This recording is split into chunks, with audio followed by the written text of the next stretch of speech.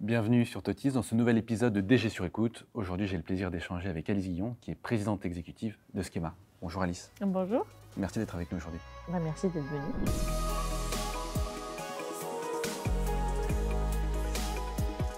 Alice Guillon, dans cette première partie, on va parler un peu de vous. Vous avez quitté la présidence en juillet dernier de la CDEFM, la conférence des directrices et directeurs des écoles françaises de management, pour vous recentrer sur Schema. Pourquoi ce choix ? Vous l'avez dit, pour me recentrer sur ce schéma. Non, c'était un choix de timing en fait. Ça faisait 8 ans et demi que j'étais à la tête des écoles de management, d'abord au chapitre de la conférence des grandes écoles et ensuite avec la création de la CDEFM. Et puis, à un moment donné, avec le travail qu'on a à faire là pour Schema sur le nouveau plan stratégique et le fait que je sois amenée à être beaucoup à l'international ou en tout cas dans d'autres sphères, forcément, ça ne rentrait plus dans l'agenda. Alors, ça ne veut pas dire que moi, je travaille et que les autres ne travaillent pas, mais c'est qu'après 8 ans et demi, j'ai estimé que c'était peut-être le bon moment pour effectivement se recentrer un petit peu plus sur l'école. Et puis peut-être que le CA de la CDFM est quand même de très grande qualité. Vincenzo, qui a pris maintenant la présidence, a travaillé avec moi pendant quelques années, quand Christophe Germain est parti. Et ben voilà, tout est prêt pour que maintenant il y ait une suite et que tout tourne. D'ailleurs, je suis restée membre du CA, on s'entend très bien, ça marche très bien. Et voilà, c'était peut-être le temps de passer la main au moment où se posent effectivement de réelles questions d'agenda. Est-ce que vous auriez 3 temps forts à nous partager qui auraient marqué votre mandat à la présidence de la CDFM ?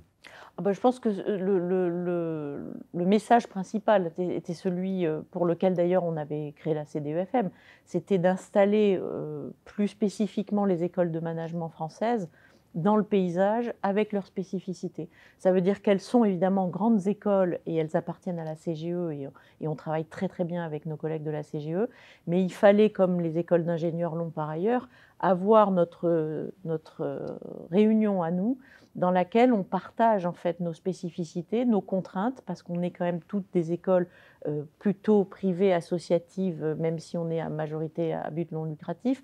Mais globalement, on a un certain nombre de spécificités de nos statuts. On passe effectivement nos programmes en évaluation à la CEFDG. On est toutes très internationales. Les écoles ont beaucoup de mêmes enjeux, on va dire, sur la scène internationale, avec les accréditations aussi. EQUIS, ACSB en bas, FMD Accredited que d'autres n'ont pas. Et donc, il nous fallait un petit peu créer cet environnement dans lequel on pouvait partager et surtout faire valoir ces spécificités.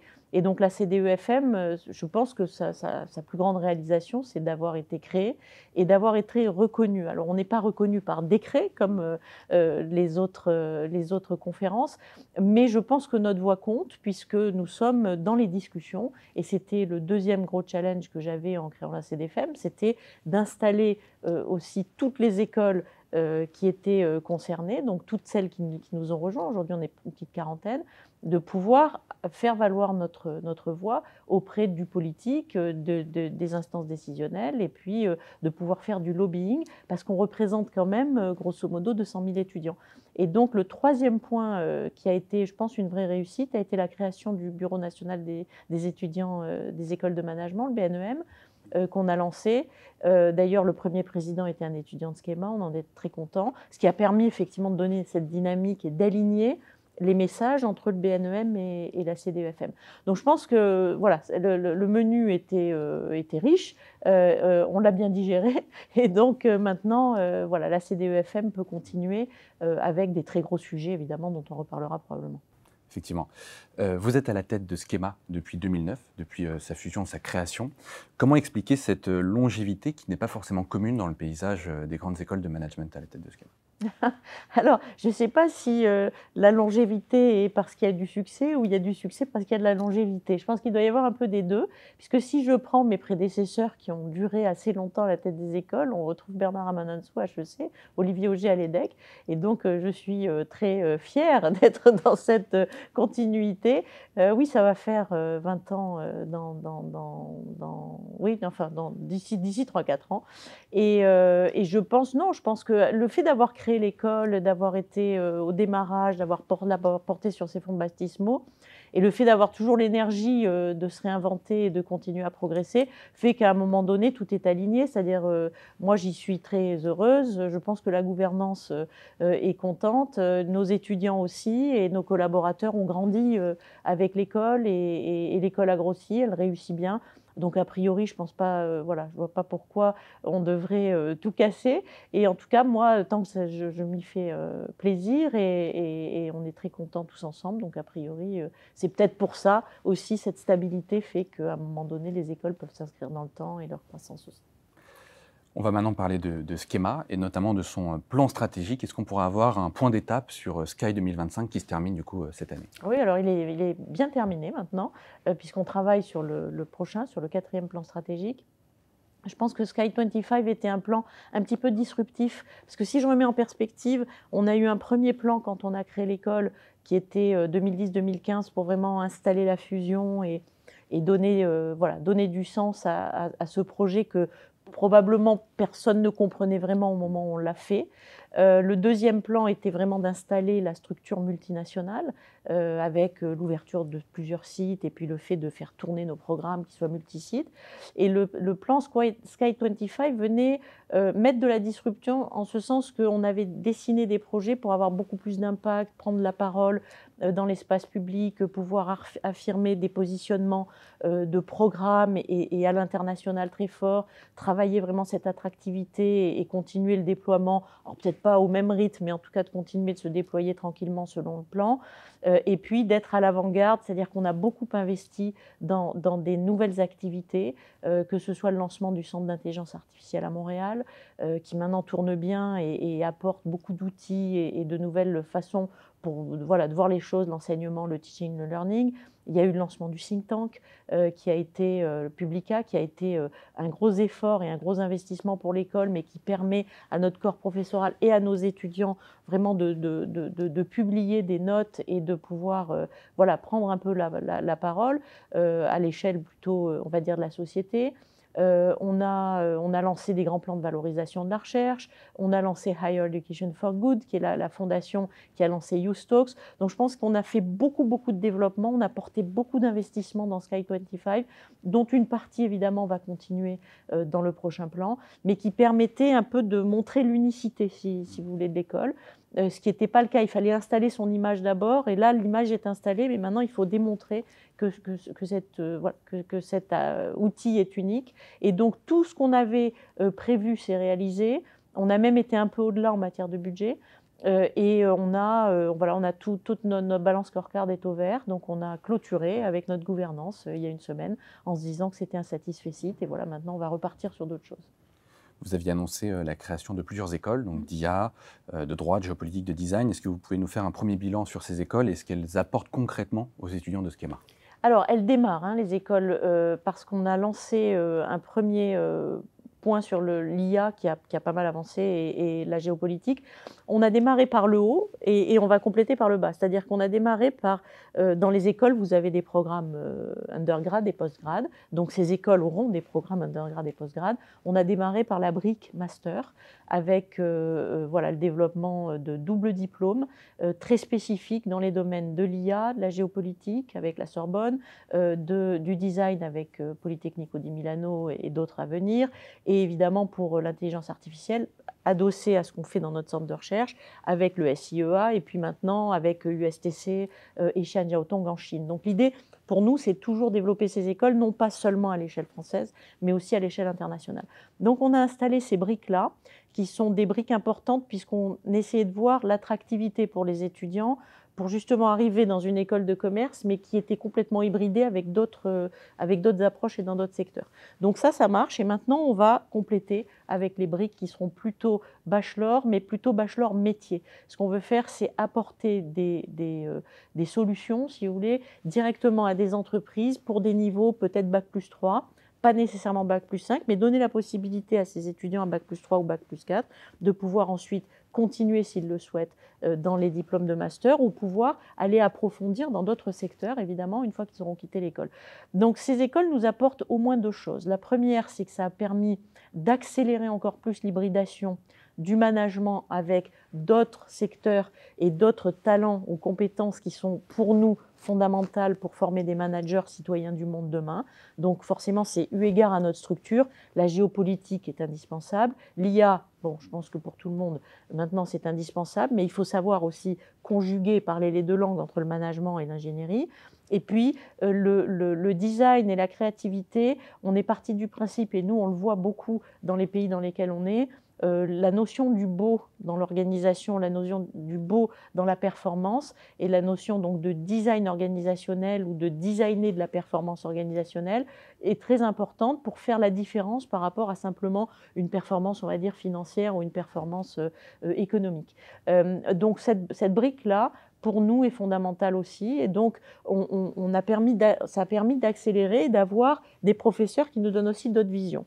Le deuxième point qui est important, c'est aussi d'assumer ce qu'on avait mis dans Sky 25, l'idée de ne plus être seulement une business school, mais une institution d'enseignement supérieur multidisciplinaire qui va développer des écoles sur le même principe que les universités américaines, où on se définirait peut-être plus tard comme une université privée, mais multidisciplinaire, et qui nous permet d'aller vers d'autres secteurs et de voir que finalement les entreprises qui sont in fine, j'allais dire nos clients un peu partout dans le monde, viennent nous voir pour chercher pas simplement que le business, mais aussi cette hybridation dont tout le monde souhaiterait effectivement développer, autour desquels on aimerait développer des contenus, mais c'est très particulier, il faut des profs qui sont vraiment dans l'interdisciplinarité, puis il faut surtout que des profs de disciplines différentes puissent travailler ensemble. Et ça, c'est pas nécessairement évident. Donc voilà, ça nous a permis d'installer tout ça pour la suite. Sur l'aspect financier, comment se porte Schema en 2024 et est-ce que vous avez atteint vos objectifs en matière de taille autour de 150-160 millions d'euros? Oui, on y est là, ça y est, on a passé la barre, on est en train de passer la barre des 160 millions. On a une solidité financière très importante parce qu'on a évidemment beaucoup de trésorerie, on a beaucoup d'investissements, on a beaucoup investi les dernières années, on a beaucoup recruté, notamment avec le lancement des écoles et la démultiplication à l'international. Donc on a énormément augmenté nos charges, mais pour justement nous permettre de nous mettre en rampe de lancement, on va dire, pour accélérer encore plus la croissance. Et on a pu le faire, on a zéro endettement, on est complètement sain et la maison se porte très bien. D'ailleurs, dans notre CA, notre CA nous a plébiscité en disant on peut prendre plus de risques puisque l'école est extrêmement solide financièrement. Donc sur le plan budget, on a vraiment zéro souci. On a encore une fois beaucoup investi et beaucoup développé nos collaborateurs à l'intérieur de l'école. Je crois qu'on a passé la barre des 800 collaborateurs. Donc ce sont aussi des grosses charges qu'on a voulu... voilà, nous on le voit comme des investissements. On a voulu investir aussi beaucoup en ressources humaines pour pouvoir préparer justement le plan d'après. On va maintenant parler de la différenciation dans les grandes écoles de management. Les jeunes et les étudiants ont parfois du mal à visualiser les différences qui différencient les écoles les unes des autres. Selon vous, quels sont les axes différenciants de Schema justement en 2025 ?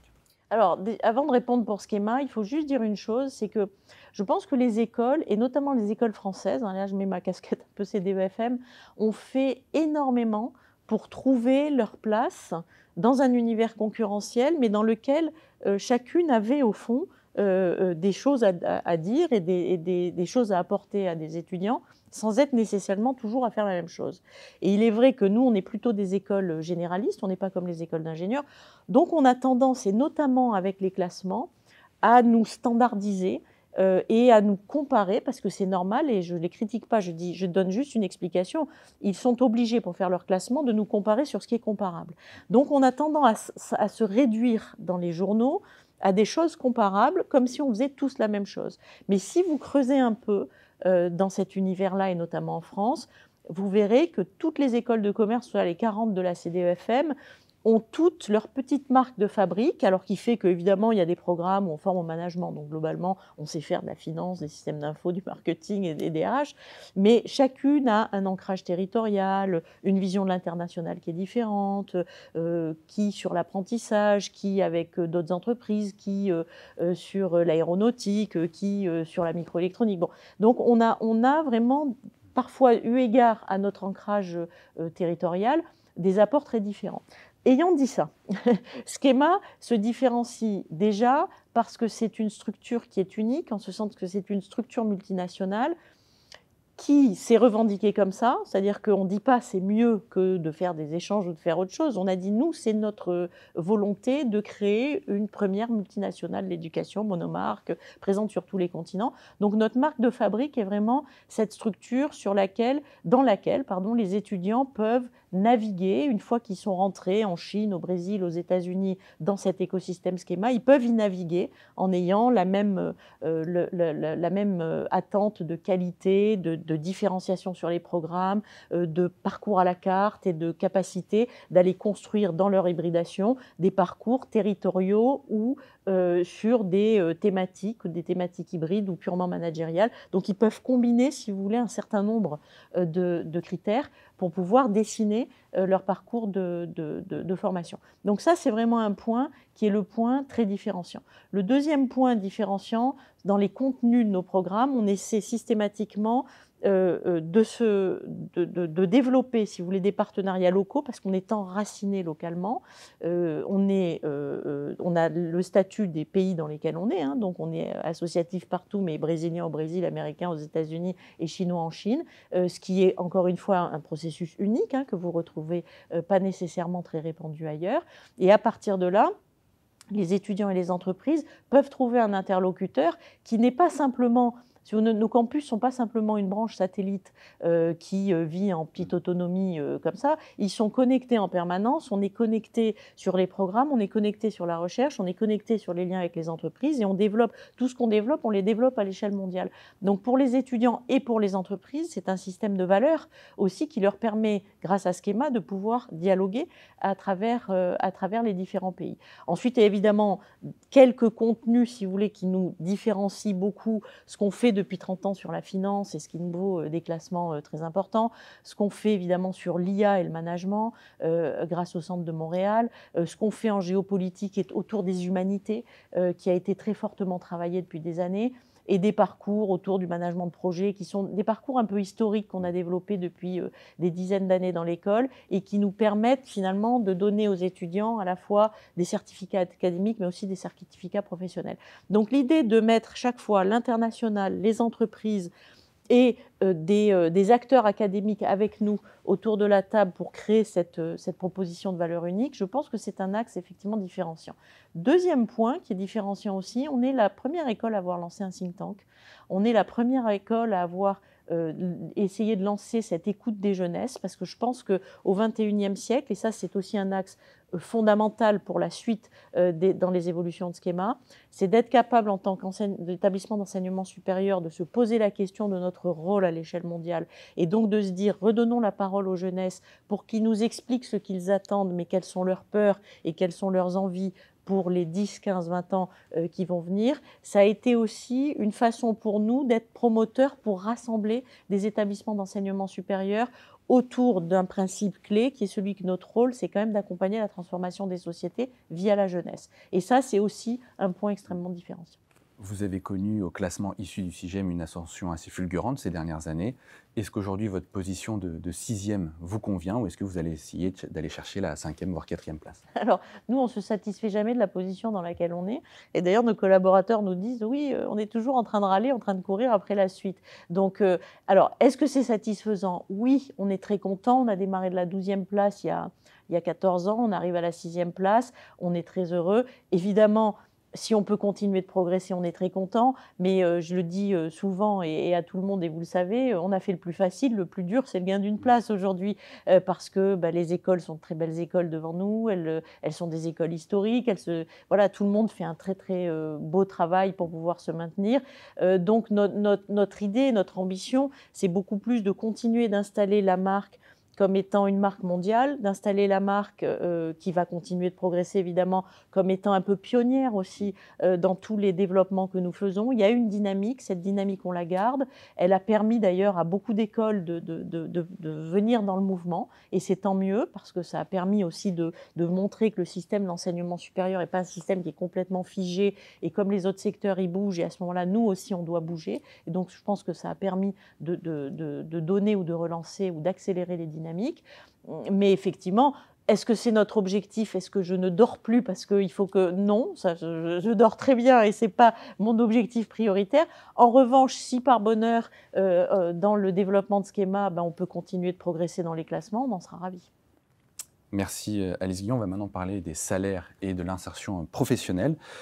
Quel est le taux d'insertion professionnelle et le salaire moyen après un PGE aujourd'hui à Schema? Et est-ce que vous avez noté des évolutions sur les secteurs et les métiers en vogue aujourd'hui chez vos diplômés? Alors, ce qui est notable, je pense, c'est que les taux d'emploi, et là je referai un petit peu en arrière avec le Covid, on a maintenu dans nos écoles, et notamment à Schema, un taux d'emploi qui était très élevé, que ce soit en période de crise ou en période de croissance. Maintenant, je peux te dire que l'école, à 15 ans, on a passé un peu des cycles économiques et l'école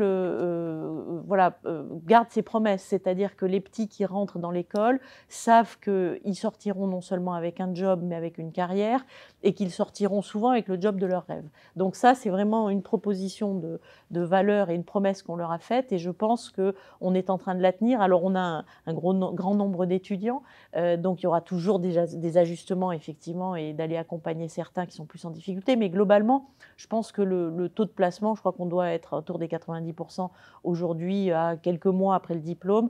Les niveaux de salaire en sortie, je pense qu'on doit être autour des 40-45 000 en France. Là, je parle en France, évidemment. Nous, on a un regard très fort sur l'international aussi. On a des étudiants de plus en plus qui démarrent leur carrière à l'international et qui réussissent très bien.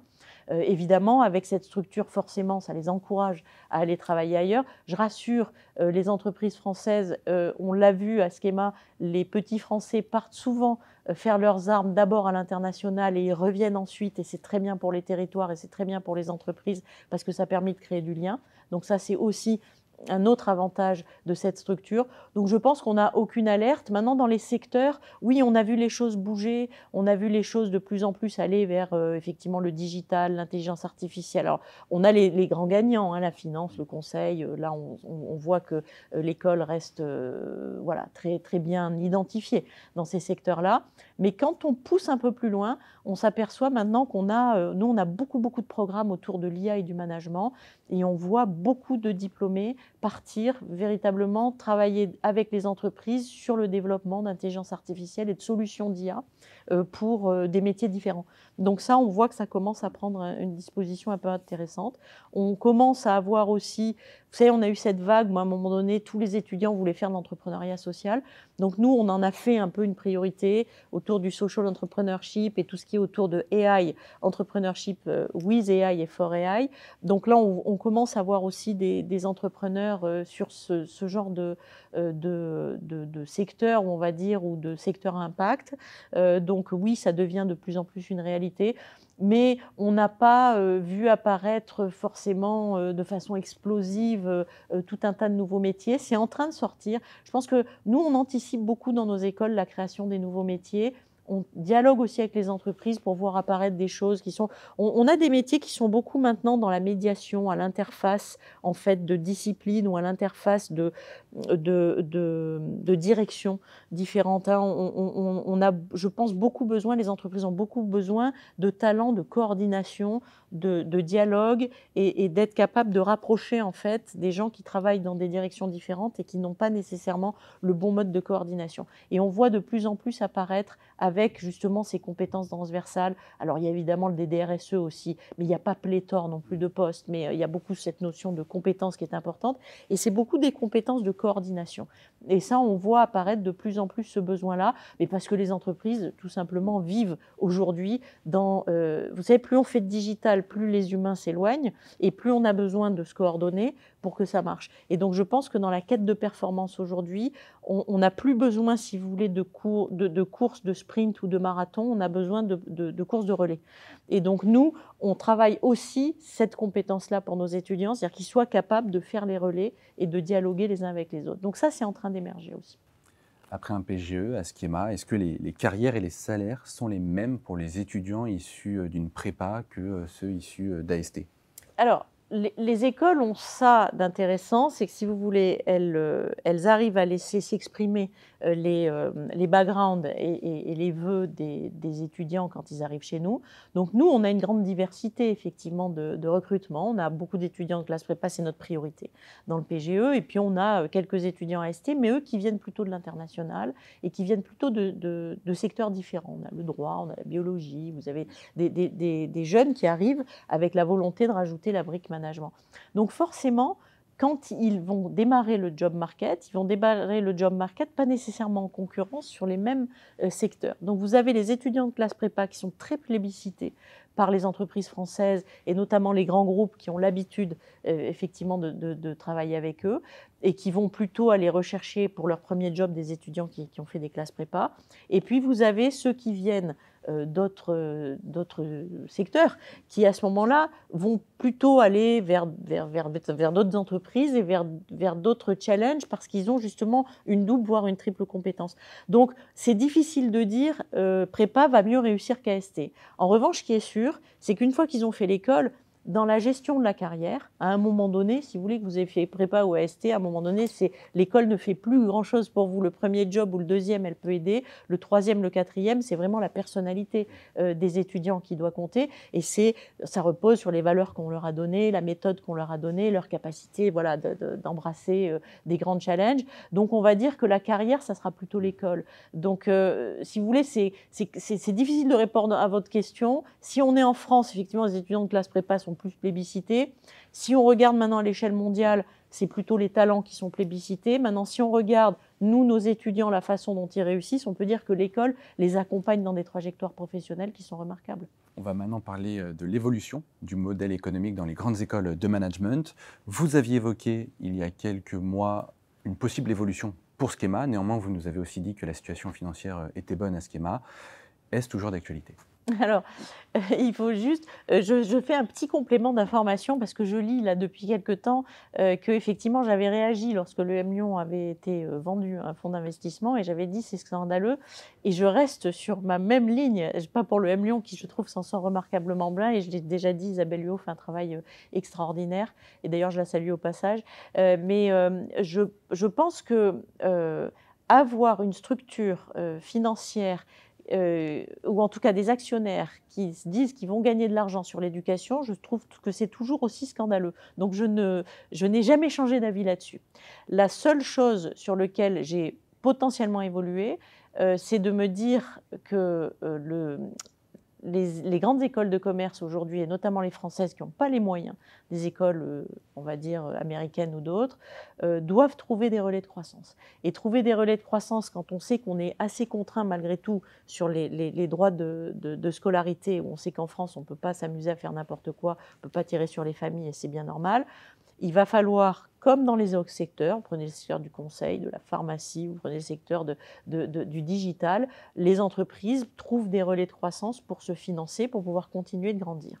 Donc je pense qu'il faut qu'on puisse s'ouvrir à avoir des relais de croissance. Est-ce que ça veut dire qu'on doit faire entrer un fonds d'investissement parce qu'on est en mauvaise santé financière et donc on va se faire racheter? Ça, je suis toujours plutôt opposée parce que je pense qu'un fonds qui vient se dire je vais gagner de l'argent sur le dos des étudiants, je trouve ça toujours aussi scandaleux. En revanche, de se dire qu'avoir un partenaire financier, une banque ou des fonds peut-être, mais à long terme, pour pouvoir financer une période de croissance quand on veut accélérer et pour qu'ensuite, soit ces boîtes-là disent bon ben on reste parce qu'on s'y plaît bien, etc., mais on ne change pas la gouvernance, on ne détruit pas la qualité et on touche à rien sur le métier même, mais on aide et on accompagne l'institution pour son développement. Je pense qu'aujourd'hui, ça va devenir inévitable. Et même pour des écoles comme les nôtres qui sont en plus qu'en santé financière éclatante, à un moment donné, moi, si demain je veux accélérer, on n'a pas pris de décision encore, hein,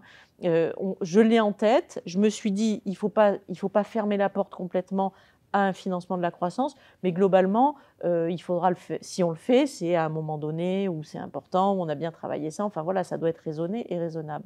Mais je ne pense pas qu'il faille dire Si on est en mauvais état financier, alors effectivement, il faut qu'on se vende. Alors peut-être, oui, il faudra que certaines écoles puissent être rachetées, là pour le coup, par des fonds ou d'autres institutions qui souhaiteront les aider à continuer de vivre. Mais dans notre cas, on est vraiment dans le cas qu'ont toutes les entreprises en très forte croissance. C'est si aujourd'hui, on a un plan emblématique et qu'on veut y arriver en 10 ans, si je compte juste sur les ressources financières qu'on a aujourd'hui, j'y arriverai peut-être en 20 ans.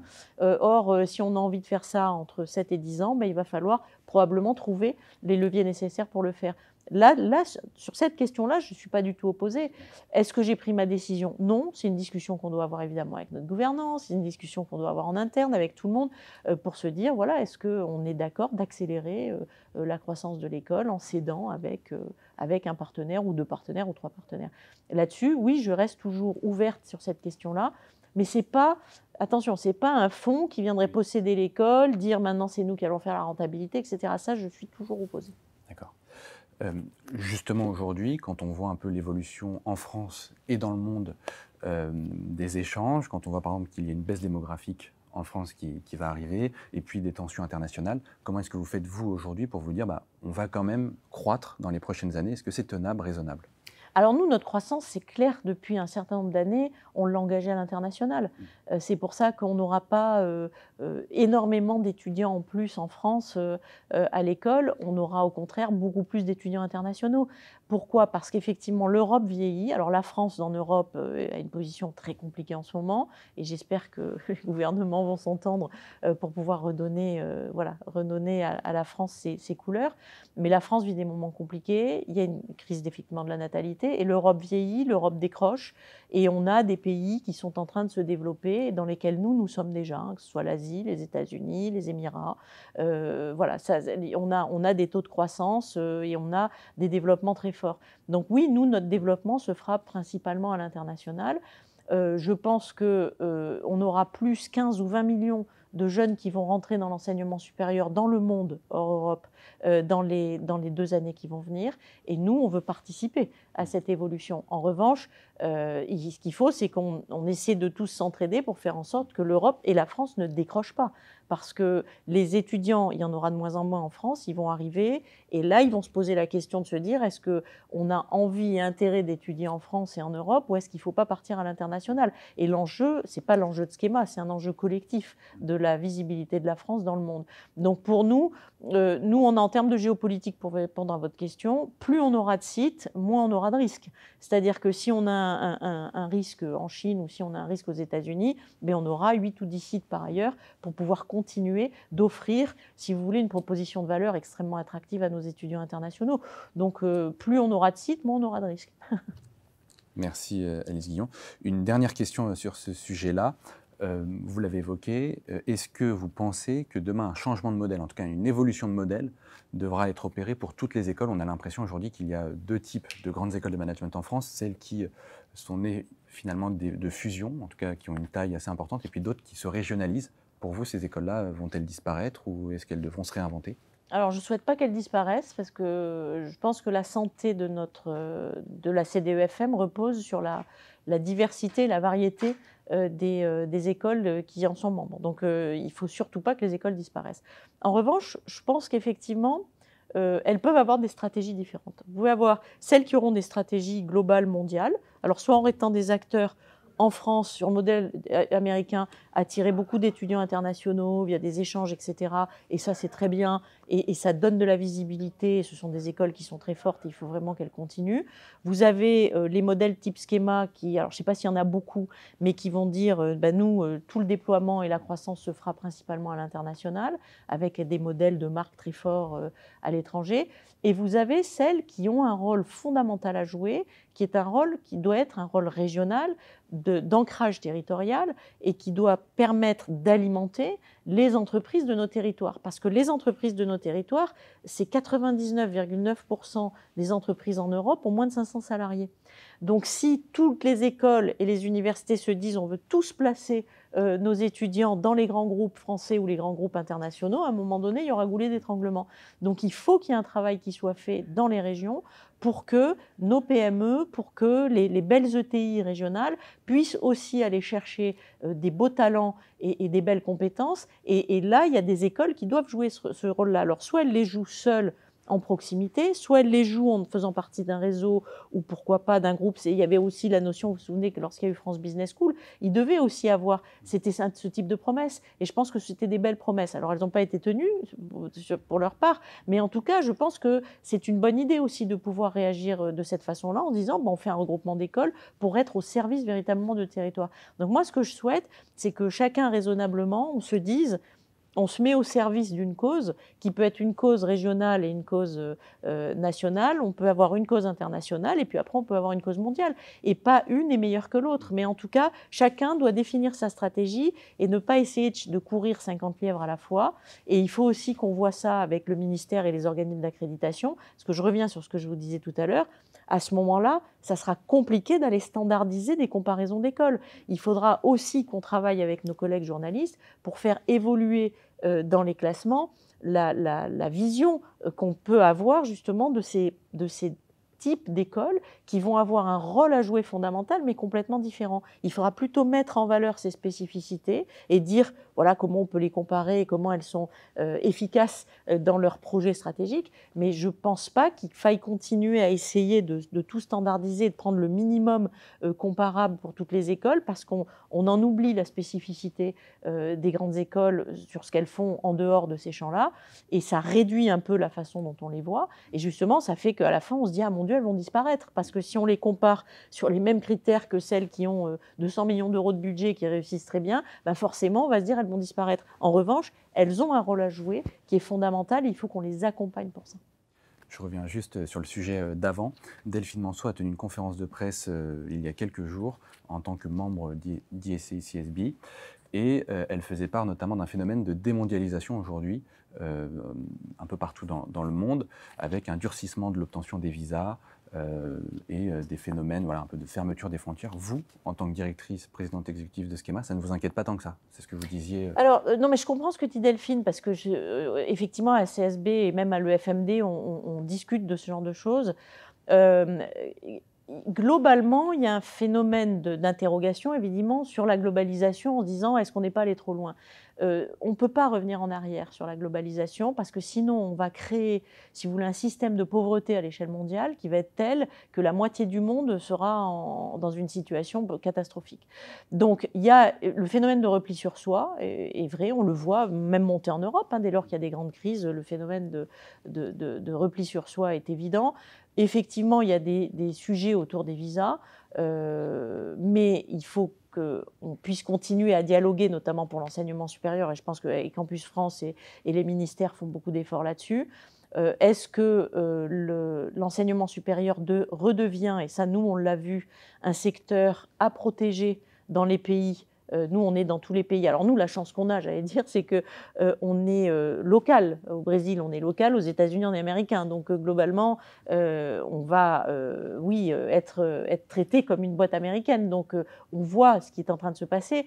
Mais l'enseignement supérieur devra probablement redevenir un sujet éminemment stratégique pour les États. Alors tant mieux, parce que ça ne l'avait pas été pendant des années. Mais je ne pense pas qu'on puisse revenir, si vous voulez, sur la quête de globalisation des étudiants.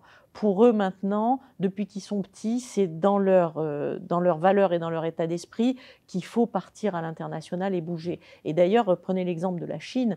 Pendant des années, le gouvernement chinois a dit on va se resserrer et on va finalement empêcher nos étudiants d'aller à l'international et on va empêcher des internationaux de venir en Chine.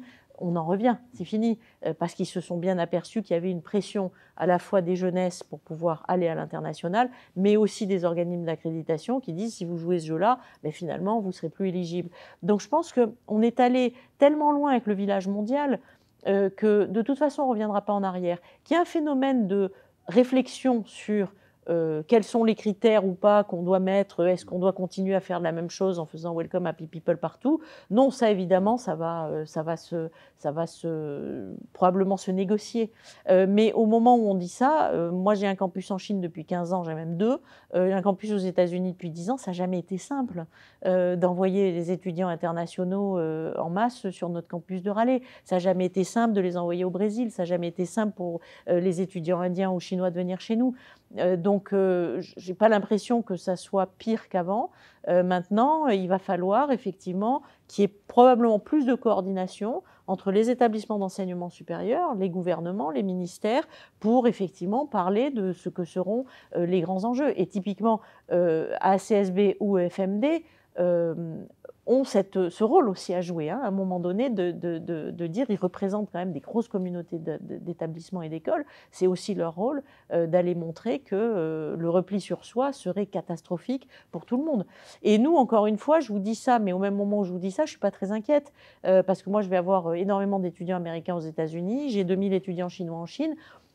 À la limite, ça me préoccuperait moins que d'autres. En revanche, je suis préoccupée parce qu'à l'échelle mondiale, je pense que l'éducation globale des futurs leaders de demain, s'il se fait uniquement dans un pays avec seulement une façon d'enseigner et une seule vision du monde, alors là, pour le coup, oui, ça va être catastrophique. On va maintenant aborder le dernier thème de notre échange, Alice Guillon. Je voudrais qu'on parle un peu des classes préparatoires. Les chiffres vont mieux, ça va mieux. Il y a un embellissement, là, une reprise des effectifs au sein des classes préparatoires ECG.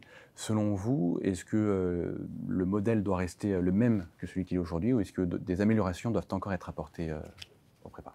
Bah, nous, on est en discussion depuis des années, et parce qu'on est indéfectiblement liés, hein, et notre meilleur ami, c'est effectivement la CDEFM, c'est la PHEC. On travaille ensemble, on se réunit souvent. On avait lancé il y a des années le Continuum avec Franck Bournois et Alain Joyeux. On avait vraiment fait en sorte de se rapprocher, et donc pour faire une évolution conjointe. Donc oui, on ne peut pas rester sur un système qui est complètement gelé pendant des années, mais je pense que ce n'est pas ce que font les classes prépa. Je crois que les classes prépa, on a eu une petite alerte il y a 2 ans, on a tous travaillé ensemble, la CDEFM, nous, nos écoles, nous, Schema, on est très très impliqués avec les classes prépa pour faire en sorte justement qu'on puisse faire évoluer le modèle. Alors le modèle, il est hyper performant, hein, vous m'avez entendu le dire des dizaines de fois, mais moi, ma fille a fait une classe préparatoire, le modèle est fantastique, les étudiants sont extraordinaires. Donc il faut qu'on conserve ce modèle, il faut qu'on le conforte, mais il faut qu'on le fasse évoluer conjointement. Nous, on évolue avec l'hybridation, on évolue avec dans des nouveaux secteurs, on évolue avec le fait ensemble de dire il faut remettre les humanités et beaucoup plus de culture générale pour faire la continuité. Ça a été notre cheval de bataille pendant des années avec Alain, pour arriver à faire en sorte que les étudiants sentent bien que de passer d'une classe prépa à une école, c'est un continuum. Je veux dire, il n'y a pas de rupture brutale. Et c'est la valeur, en fait, de ce qu'on fait ensemble, c'est la valeur d'un bac plus 5. Ce n'est pas un bac plus 2 et ensuite 3 ans.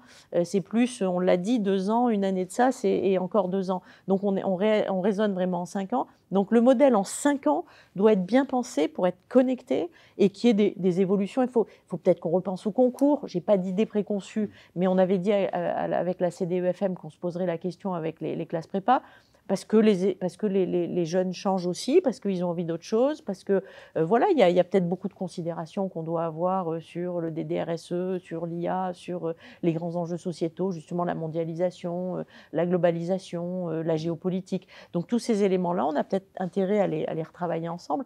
Donc moi, je suis pour le maintien du modèle 2+3 tel qu'il est aujourd'hui. Je suis pour pousser ce modèle parce que je pense qu'on a des étudiants d'une qualité exceptionnelle et franchement, ils ne souffrent pas de la concurrence quand ils sont diplômés de chez nous par rapport à beaucoup d'autres institutions étrangères.